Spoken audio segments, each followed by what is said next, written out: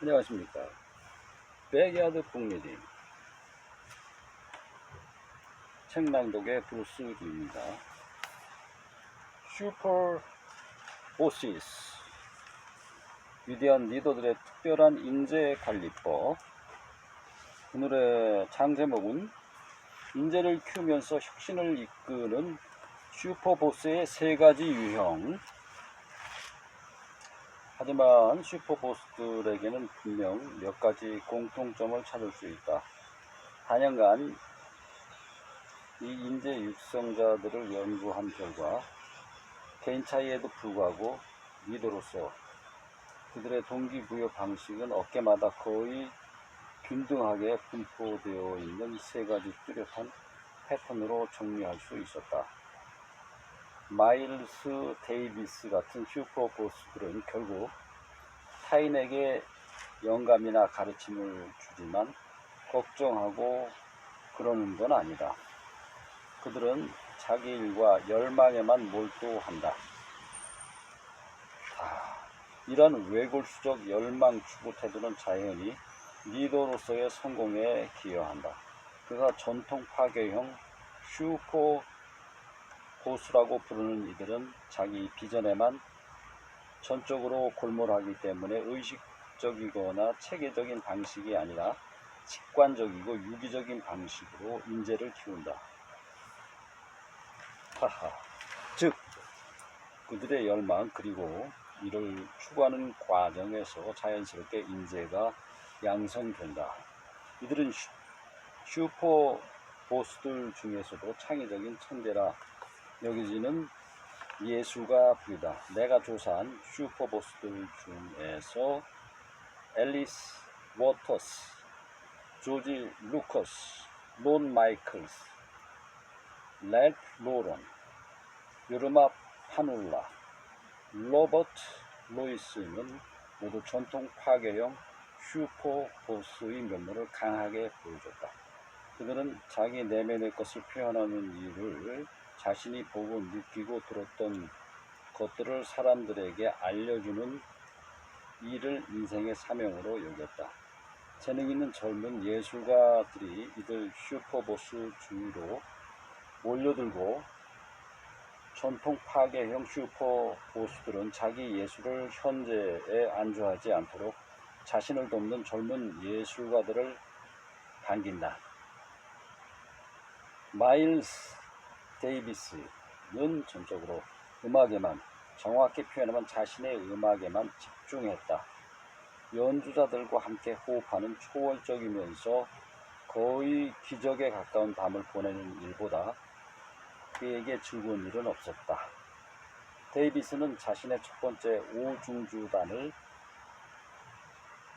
우리가 함께 연주하던 음악은 정말 믿을 수 없을 정도였다 라며 너무 엉망진창이라서 한밤중에 오한이 들 정도였는데 청중 역시 나와 똑같이 느꼈다고 회상했다. 그의 친구 퀸시 트루프가 말했듯 데이비스는 흡사 아이처럼 자기 음악에 순수하게 집중했다. 불교에서 말하는 초심을 늘 유지하는 듯했다. 그는 끊임없이 새로운 시각으로 음악을 바라봤기 때문에 창의적인 가능성에 늘 열려 있었고 음악가로 꾸준히 성장하는 데 모든 에너지를 쏟아부을 수 있었다. 데이비스는 나는 늘 변화해야 하는 저주를 받은 것 같다 라고 말하기도 했다. 재능 있는 젊은 뮤지션들은 창의적인 시각과 표현력을 배우기 위해 데이비스 주위로 몰려들었다. 데이비스는 그들과 협력했지만 그들의 실력을 향상시키려고 그런 건 아니었다. 그보다 그들이 자기 실력을 향상시켜 줄 거라고 기대했다. 그는 위대한 음악가가 되고 그 자리를 유지하려면 새로운 것, 현재 일어나는 일에 항상 열려 있어야 한다면서 계속 성장하려면 모든 것을 흡수해야 한다고 강조했다. 젊은 음악가들의 성패는 데이비스의 관심 밖의 일이었다. 그는 최고의 재즈 뮤지션을 배출해내는 사람으로 명성을 얻었다는 게 돋보이는 일임을 알지만 그렇게 되려고 일부러 애쓰지는 않았다.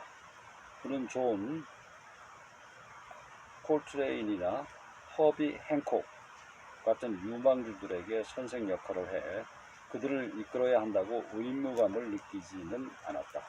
그가 봤을 때 이들은 나름의 기술과 시각을 가진 프로 뮤지션들이었고 재즈 뮤지션이라는 집단에서 자기 목소리를 찾는 일은 어디까지나 본인의 몫이었다. 불과 22살에 데이비스와 협연했던 색스포니스트 빌 에번스는 이렇게 말했다. 데이비스는 어떻게 연주하라고 말해주는 법이 없었어요. 우리는 연주하는 법을 스스로 익히고 있어야 했죠. 그는 단지 자기 밴드와 자기 음악을 만들기 위해서 거기 있을 뿐이었어요. 다른 사람들은 그의 이젤 위에 또 다른 물감에 불과했고요. 똑똑한 사람이라면 눈을 크게 뜨고 최대한 모든 걸 배우면서 스스로 그 물감 중 하나가 되려고 노력했을 것이다. 다음으로 인재를 육성하기보다는 무슨 일에서건 이기는 데 능한 슈퍼 보스들이 있다. 이 최고 지향형 슈퍼 보스들에게는 승리 외에 아무것도 중요하지 않다. 정말 아무것도 말이다. 최고 지향형 슈퍼 보스는 직원들에게 일주일에 며칠씩 새벽 3시까지 일하라고 강요하기도 한다. 실수를 하면 매섭게 꾸짖기도 한다. 그토록 가혹한 행동이 어떻게 사람들을 도울 수 있단 말인가. 최고 지향형 슈퍼 보스는 내 책 실패에서 배우는 성공 법칙에서 설명했던 함께 일하기 불쾌하고 엄청나게 무능한 리더들과 유사해 보인다. 그들은 모든 면에서 이기적이고 모든 면에서 무정하며 모든 면에서 불쾌하다. 하지만 최고 지향형 슈퍼보스들은 스타급 인재들을 배출한다는 점에서 그들과는 다르다. 최고 지향형 슈퍼보스들은 스스로를 영예롭게 만드는 뭔가를 갖고 있다. 그들은 이기려면 최고의 인재와 팀을 확보해야 한다는 걸 안다. 그들은 이기주의자일 수도 있고 자신의 부와 명예를 원할지도 모른다. 하지만 주위 사람들의 성공을 그러한 영예로 향하는 길이라고 인식한다. 결과적으로 그들은 같이 일하는 사람들에게 이기는 법을 가르치고 사례를 통해 승리한다는 것이 어떤 느낌인지 알려줌으로써 동기를 부여하며 더 높은 성과를 거두도록 밀어붙인다. 최고 지향형 슈퍼 보스들은 부하 직원 개인의 발전에 전혀 관심이 없다. 사실 그들은 부하 직원을 최고 성과자로 만들기 위해 애쓸 필요가 없다. 사람에 대한 이기적인 관심만으로도 충분하다. 당신은 최고 지향형 슈퍼 보스를 안 좋아할지도 모른다. 뒤에서 그를 욕할 수도 있다. 하지만 결국 그를 절대적으로 존경하게 될 것이다. 그리고 출세 가도를 달리게 해준 사실에 감사하게 될 것이다. 야심찬 젊은 인재들이 당신의 성공을 알게 될 것이고 그들도 그와 일하기 위해 줄을 설 것이다. 레리 앨리슨, 마이클 밀컨, 로저 코먼, 보니 풀러, 줄리안 로버트슨, 제이 치아트는 모두 최고 지향형 슈퍼 보스의 자질을 갖췄다. 그중 소프트웨어 제조회사 오라클의 창업자 레리 앨리슨은 가장 극단적인 사례다. 앨리슨은 IT계에서 엄청난 인재 배출가로 알려져 있다. 오라클에서 일했던 세일즈포스닷컴의 고위급 임원 스티브 가넷은 실리콘밸리의 절반은 오라클 출신들이 이끈다고 생각한다 고 말했다.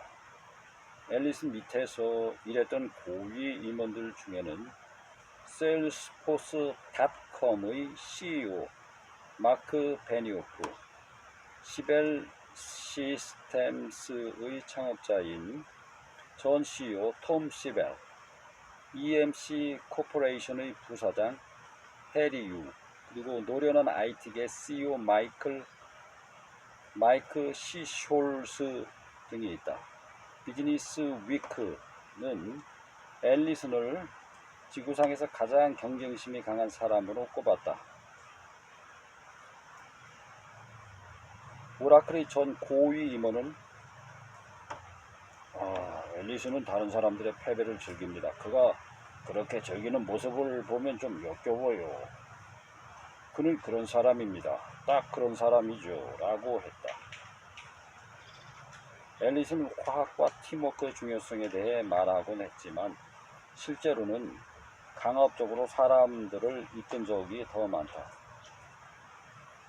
그는 나는 MBR이라는 나만의 경영 스타일을 개발했다. MBR은 조소에 의한 경영, Management by Ridicule의 약자이다. 라고 언급하기도 했다. 오라클의 어느 전 임원은 이러한 경영 스타일의 결과에 대해 이렇게 설명한다. 저는 내리가 회사의 전략과 자신의 지향점을 보여주며 직원들을 동기부여하는 데 뛰어난 역량을 보였다고 생각해요.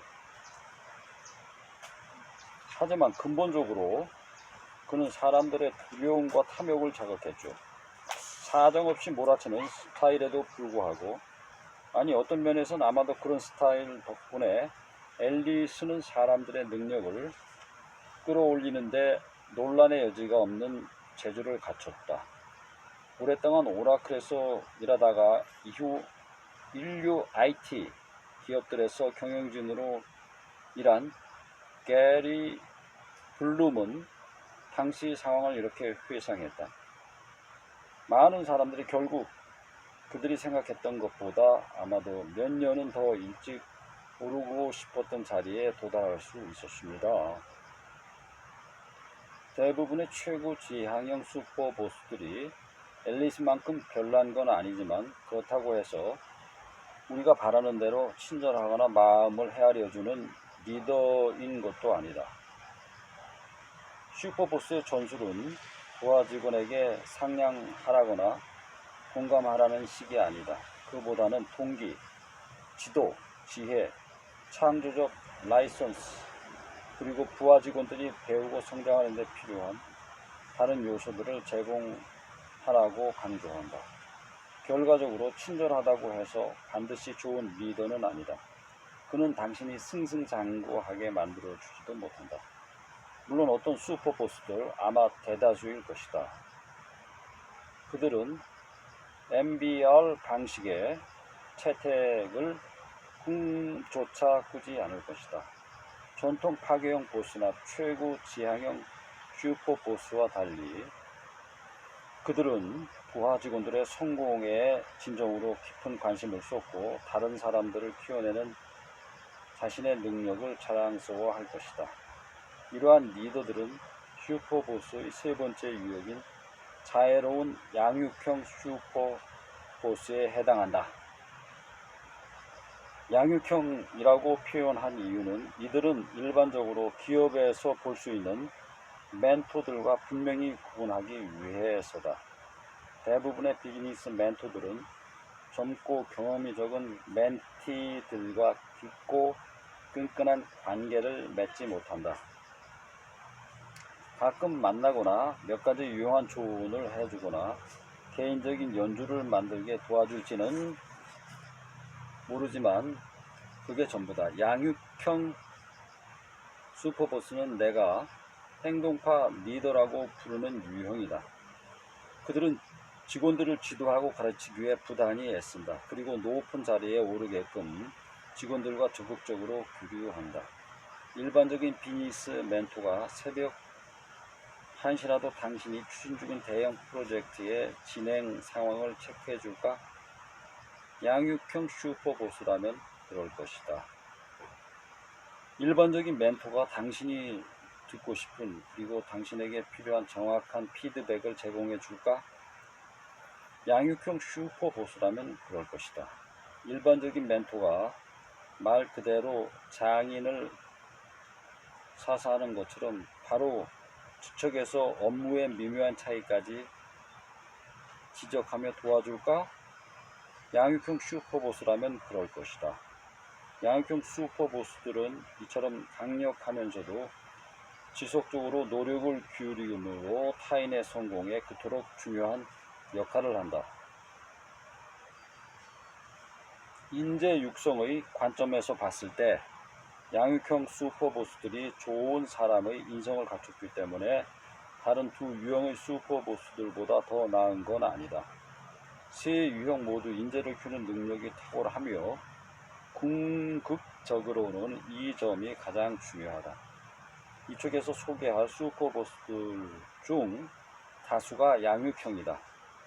빌 월시, 마이클 마일스, 로먼 브링커, 토미 프리스트, 메리 케이 애시, 그레이그 포포비치, 데이비드 스웬슨, 존 스튜어트, 아치 로먼 등이 이 유형이다.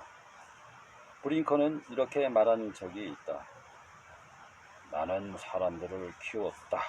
수년간 나는 약 140만 명을 고용했다. 이들의 성장 과정을 지켜봤다. 주방에서 일했던 몇 명은 평직원에서 관리자가 됐고, 이어 매장 관리자, 그리고 임원이 되었다. 나와 일했던 이들 중 8명이 현재 주요 레스토랑 체인을 운영하고 있다.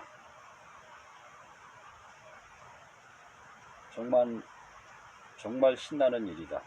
누군가가 내 곁을 떠나는 걸 좋아한 적은 없지만 사람들이 위험을 무릅쓰고 뭔가를 성공적으로 해내는 모습을 보면 흥분을 감출 수 없다. 감사합니다. 자, 이렇게 핵심적인 사항들만 여러분들에게 낭독해 드리겠습니다. 나머지 궁금한 점은 직접. 감사합니다.